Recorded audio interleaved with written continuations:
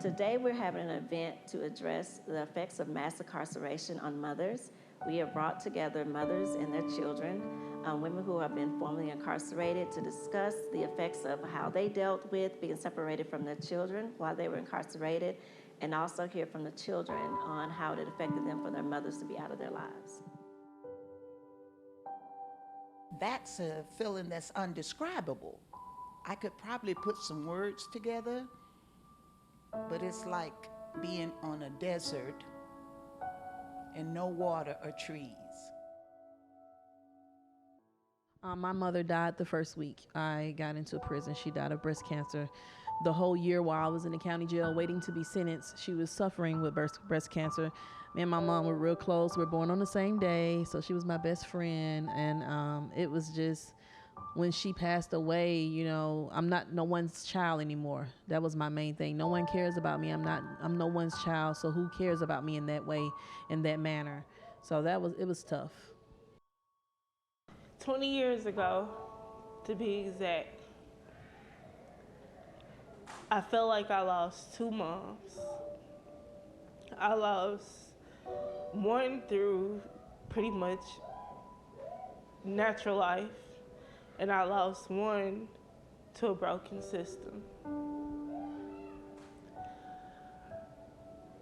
I didn't know how life would pan out, but it did.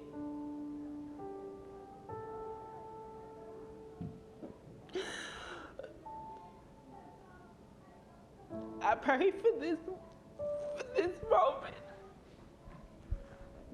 to see her be the strongest person that she could be. I thank God for bringing her home. I thank God for bringing her home wise. I thank Him for bringing her home safe and in peace. And when you see her, you don't know the struggles that she went through. I don't even probably know. I thank you for allowing her to share her story with people that are just like her, even people that are not just like her, so they won't grow up to go off into a system.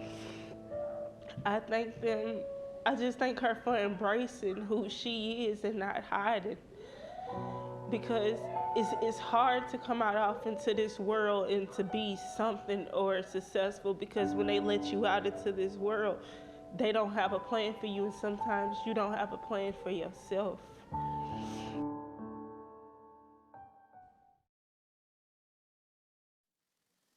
Good afternoon, everyone.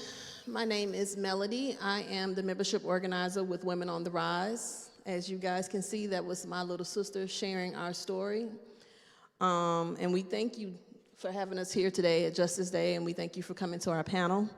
Our panel is titled From the Mouths of Women and Their Families. Today I have here with me Shakithia Wheeler. And Jaquithia Bird. And Dominique Grant. All right. Again, I would like to say welcome, everyone, to our discussion on the effects of incarceration on mothers and their children. As I said before, my name is Melody Jones, the membership organizer with Women on the Rise. The video just shown was from our Mother's Day event from last year. That was my sister explaining how my absence had such a huge impact on her. This just shows how incarceration impacts families and communities.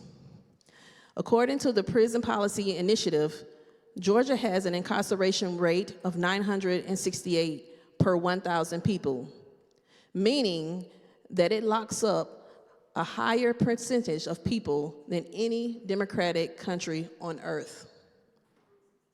Today, we are here to discuss the way this affects families and how reunification is such a challenge.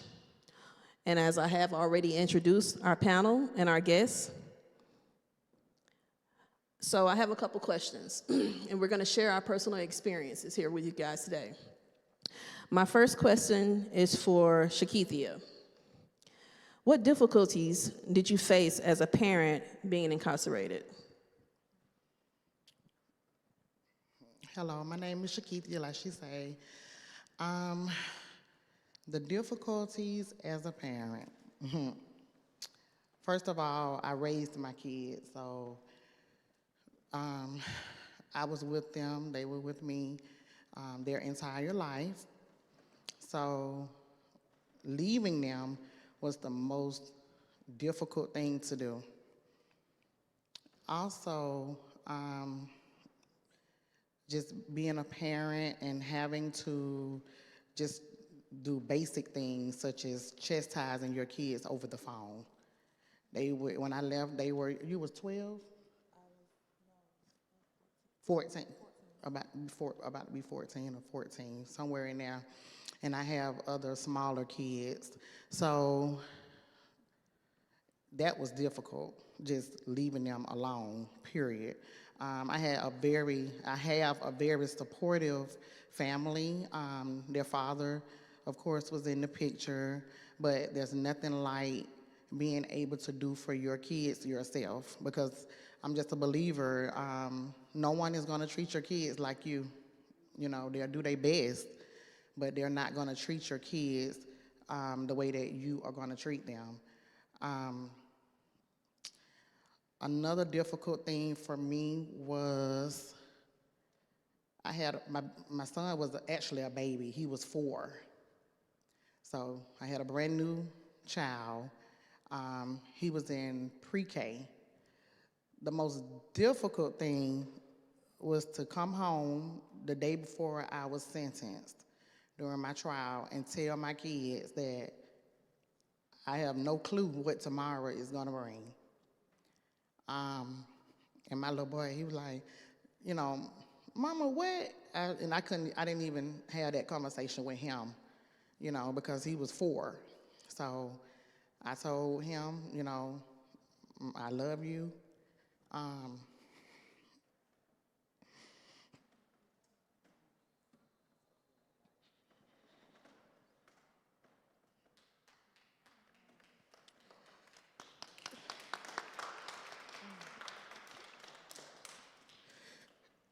But I don't know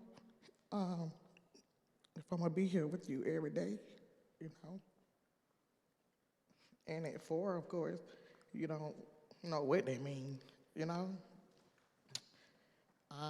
So I kind of relied on them.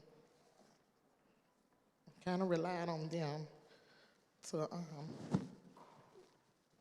be his mother, you know, because my mom, she getting old, but she held it down better than I thought. So just having to lead my children was just difficult.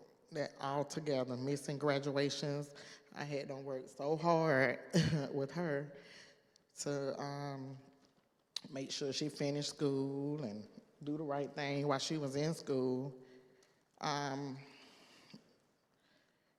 And I left and didn't get a chance to see her graduate, so that was very hard because I had been working my whole life, her whole life, to just make sure she finished school. We went through different challenges and stuff, you know, in life, and my main thing was to make sure all my kids go to school and finish, because I had her at 17, so I had her young.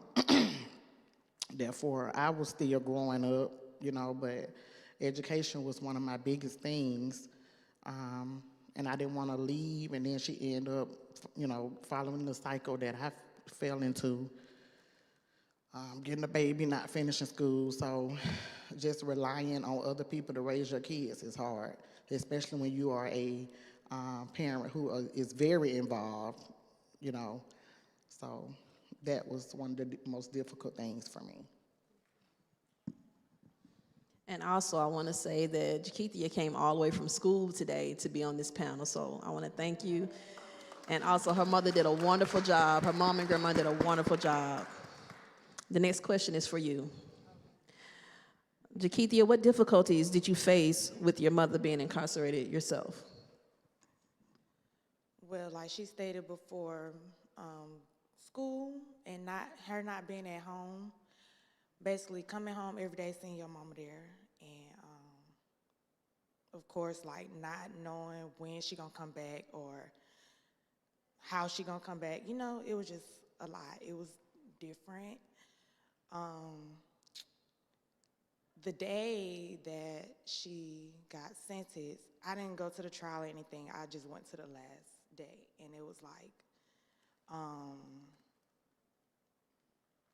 it was hard because the judge, it was just, when he just sentenced her, it was like no remorse, and it was very devastating, like not going back home with her.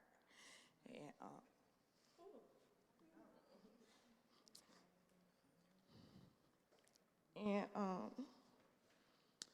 of course, I had younger siblings that didn't understand, so.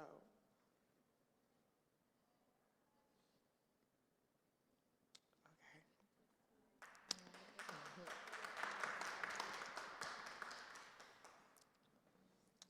So yeah, I had younger siblings that didn't understand, so it was hard explaining it to them. So, because at the time, and my sister was like 7, so of course at that age you only know life or death, so they didn't understand, like, mama not here, but how she alive? So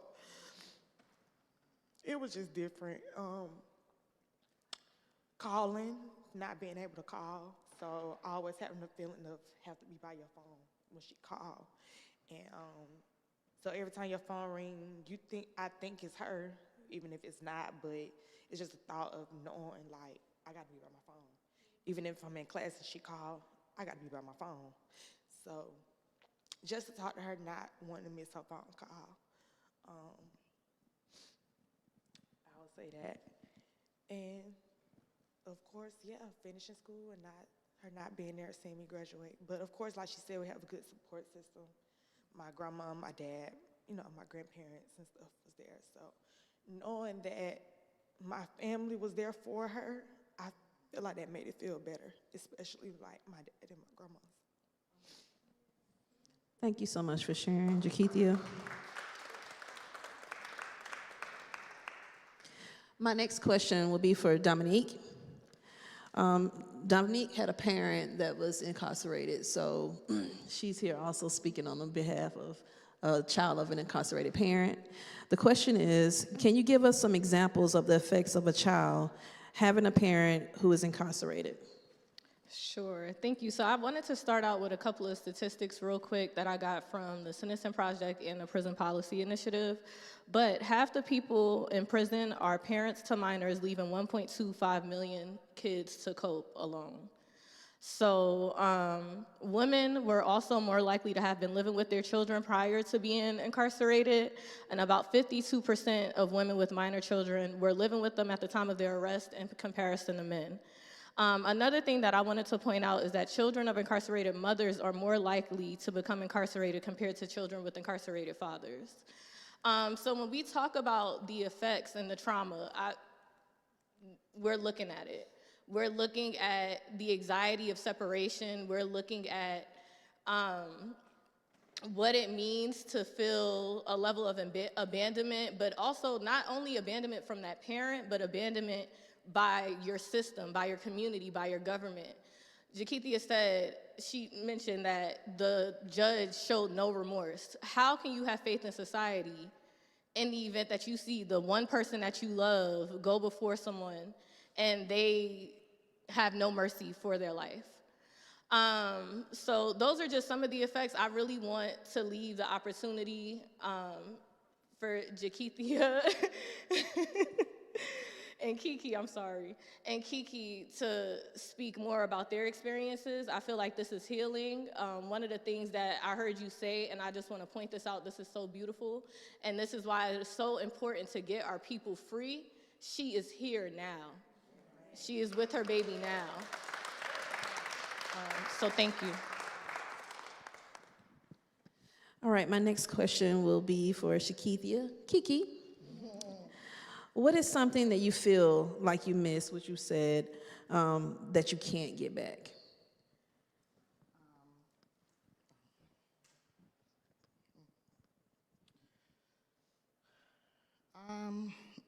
As far as the things that I miss, because I have 4 kids, so I missed a lot. in between the four of them. My son, you know, he's my only boy, so I was used to girls, prayed for a son, and then when I got one, I was taken away from him. So I missed a lot as far as how a little boy grows up.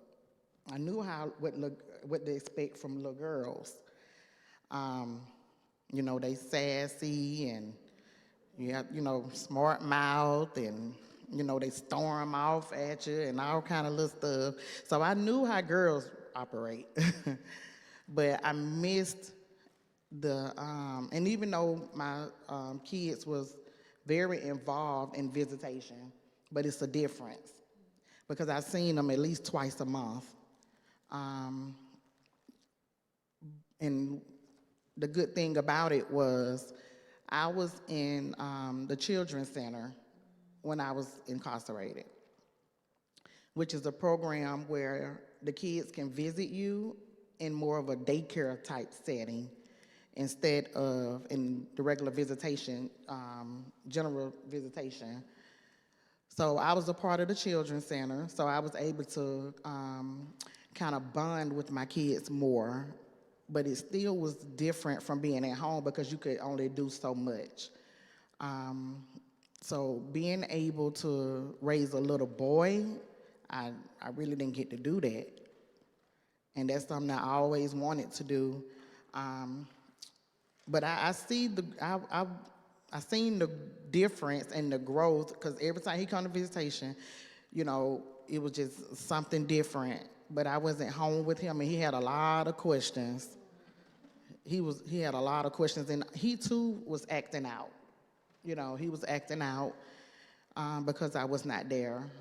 But yeah, so I missed a lot of just seeing them growing up, going from when I left, I had kids in daycare, elementary, middle, and high.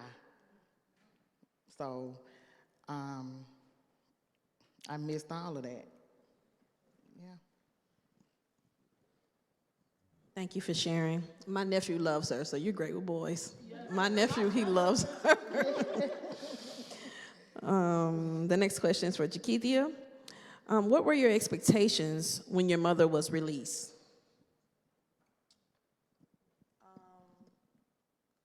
Honestly, seeing her get out running, trying to build our life back up, because she was already an accountant before she left, so, we had a good life, and it was all taken away from us in just a blink of an eye, like, for real. So I'm proud of her for coming out, stepping out, doing it, and giving, more, so. And she is doing it big. She's giving back. She's doing it big. I know, yes. All right, my next question is for my statistics lady with the numbers. Dominique, what are known traumas that children of incarcerated parents experience?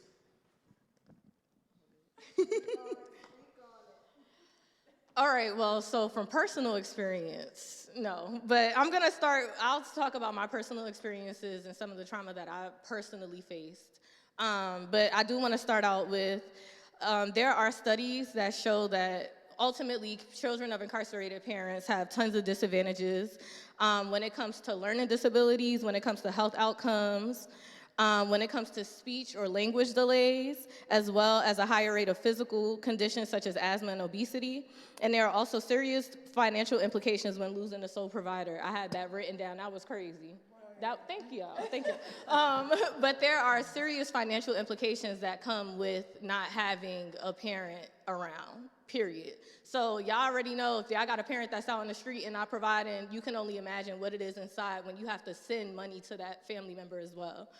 But some of the trauma that I faced, to be completely honest, my father had substance use disorder. or had a substance use disorder, and that he's still fighting to this day, and I'm extremely proud of him as well. But my father had a substance use disorder, and one of the things that I felt, or there were a few things, but in childhood, there was that sense of abandonment. I don't belong to this particular person. I was raised by a dad, but it was also very clear to me that he wasn't my father. So dealing with that abandonment. But then in my adult life, the trauma lives in your body. So having a parent that is incarcerated, you don't realize how much you embody that. You don't realize, people literally tell me all the time, oh, you definitely been locked up before. All of my counterparts that have been locked up tell me I've been locked up, but that is because my body has carried generational trauma. And just to be clear, incarceration in my family didn't start with my father. It started with his mother. And then it moved on to her children. So I come from a line of people who have been incarcerated, and I see it all throughout my cousins and my family.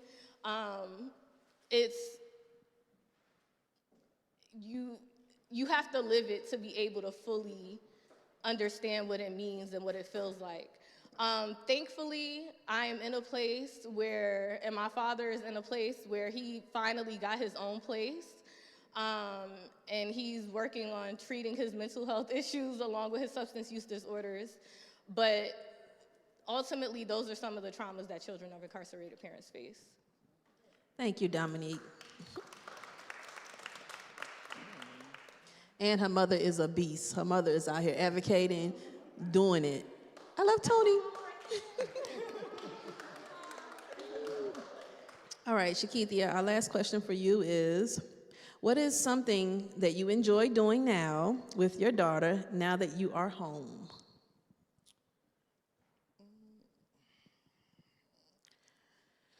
Well, it's the simplest things, because I can say vacationing, but really to me, it's just the simple things, because just her coming home from work at night, eating my food up. It's just as simple as that, Yes, she little, but she can eat. So, being able to take them on trips and stuff like that, I miss doing that, because we would travel probably 2-3 times a year, cruises, so I miss that. And we can do it all over again, but being gone from them, when you're incarcerated, you miss the simplest things, not the big major things. Just her being able to come in my room, Mama, where we go eat? Who food is that in the microwave? Just little bitty stuff. Mine, well, I'm about to eat it. Well, that's really why I got extra when I left the restaurant, because I know you were going to eat it. So it's just little things like that. Just knowing that we're all in the same house. We can get lazy and everybody roam out on different parts of the house, and they'll call upstairs and, or call me in the next room. I'm like, you right down the hall. So it's just little things that that we do. It's not the big things. It's the small things. One thing I would like to share is my other daughter, who's in college, because she's in college too. Actually, all 3 of my girls in college. So, but my daughter that's in Savannah, we used to, on Saturday mornings when I was incarcerated, because she was little, like 9, 10, and then my little boy, he was like, at that point, he was 6 and 7 by then. And we would get up on Saturday mornings. I was in prison, they was at home. We would watch Bounce together. So, because we would be up, they feed us at 5 o'clock in the morning, so we'd be up. And I couldn't go back to sleep, so I would watch TV. And I realized this station, Bounce station, have a lot of kids shows. So I said, you know what, I would love to watch this with my kids. So I said, I'm gonna stay up. They get up about 8, 9 o'clock after count. It was count time for us. So after count, me and my kids was on a little schedule. They know about count. They know about all of that. So they knew after count time, Mama gonna be calling, and if I have to call back 3, 4, 5 times, we go watch bouts together. And I'm standing there on the phone, and we, sharing our experiences and stuff. So, I remember we watching Karate Kid one time, and my little boy, he was a Karate Kid. So we would watch TV and stuff even from a distance. I was still trying to be a parent, from a distance. Asking them, you have homework, trying to work through homework assignments and just trying to do stuff from a distance. Now I can do it in the comfort of our brand new home. So, so that's what I enjoy, just the simplest thing, watching TV together. Because I don't go out and like I used to. Now, I used to be gone. She can tell you that. But I had her young, so I was growing up with her actually. So, but now I don't go out anymore. I'm at home because I'm embracing the fact that I'm home. I'm embracing it, and I love my home. That's so. But it's just as simple as that. Make me miss my mama. Okay, Jakithia, your last question is, what is something that you enjoy doing now that your mother has been released? Same thing. I mean, she pretty much said eating up her food. But, and knowing that I can go in her room and she right there, like seeing her, calling her. I like to pop pimples, so I'm gonna find a pimple somewhere. If she ain't got it, I'm gonna make one. Pretty much. I enjoy just her presence, just knowing, I know. But yeah, pretty much that, it was hard, but it's easy, just knowing, oh yeah, I call my mom, call her about anything, anything. Thank you for sharing.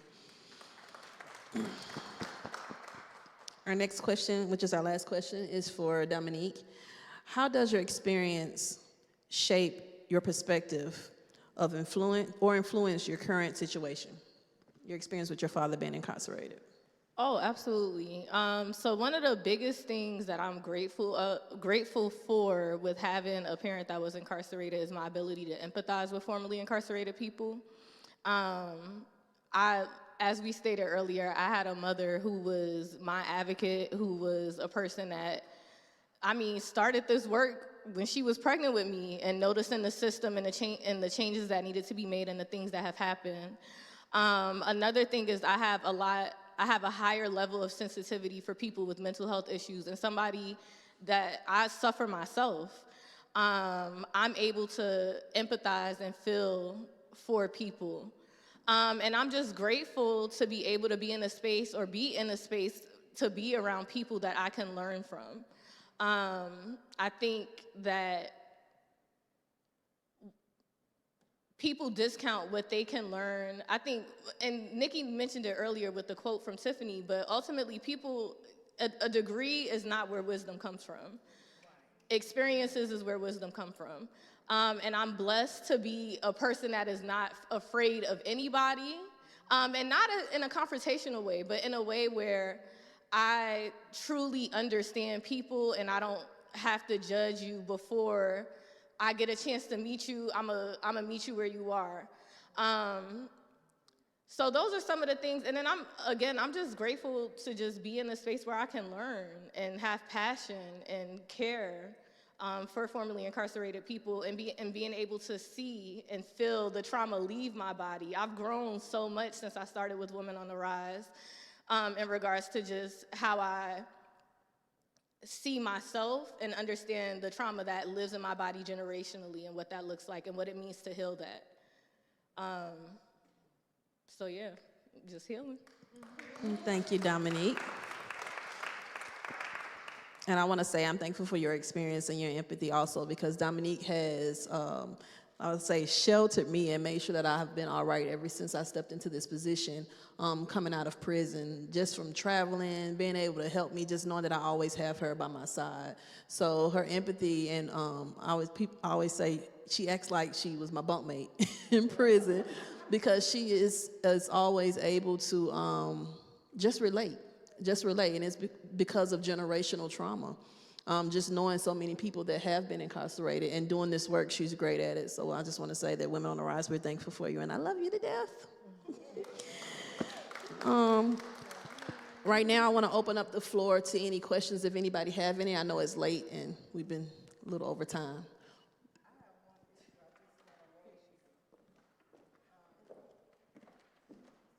As the parent left back at home to support the children, the one thing we haven't talked about that my daughter, I had to shield her from my family trying to impose shame on her because her father was incarcerated. And I just was determined that she was not carrying any shame. She would walk with her head held high.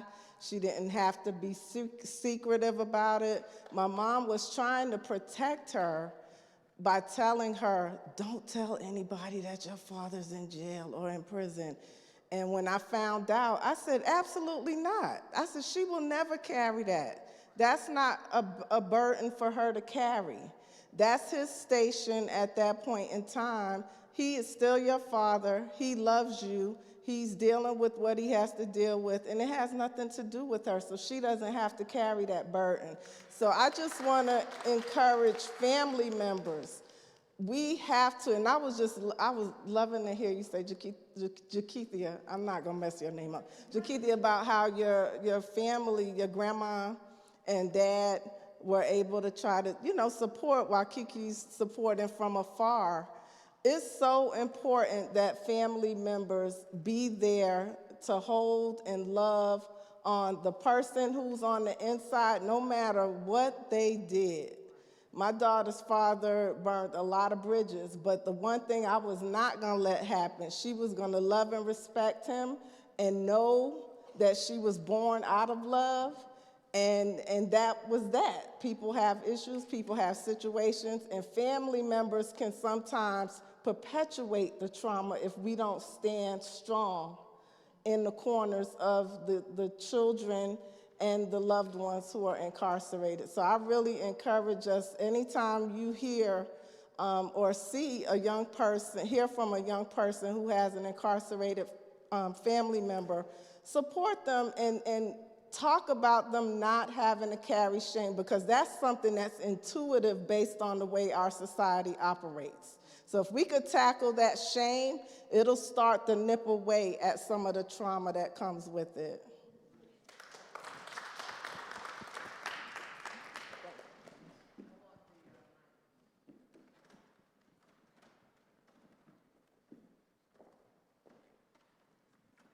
And good afternoon to each and every one of you. I want to give God the praise for this moment. I want to address the traumas of children with incarcerated parents. When my dad conceived me in prison, my mother was allowed to sleep with him. This was in 1949. I was conceived at that time, and I told my daddy, I said, I remember coming to the prison with my mom and bringing you a brown paper bag. He said, no, you don't remember that. And it is very strange that I really did think that. I must have dreamed it. But it is innate in me to try and make a difference in the lives of children whose parents are incarcerated, and the traumas, the difficulties that they go through. I know Jakeithia, I can't say it right, but you know I'm talking to you, baby. I know that you're not even touching what you really felt. And Dominique, I know you're not touching it. As a child, I was about 12 years old. My dad used to go to jail. Even at the age of 12, I always felt like I needed to go to jail too, until I actually went. I really think I needed to go to jail because my dad was there. But the feelings of abandonment, the feelings of not knowing what's going on with him used to bother me. And he used to tell me all the time, he says, you're going to end up looking 30. He said, you're only 15. You're going to end up looking 30 before you know it. Stop worrying. But as a child, it's not so easy not to worry about your parent. My daddy had me driving at the age of 10 because he was too drunk to drive himself. So there's a lot of stuff that we have had to go through because of the lifestyle and the issues that our parents went through. So in my heart, I'm going to do something about it. I'm going to help some children. And I mean to do it with all I have in me to make it happen. They need it.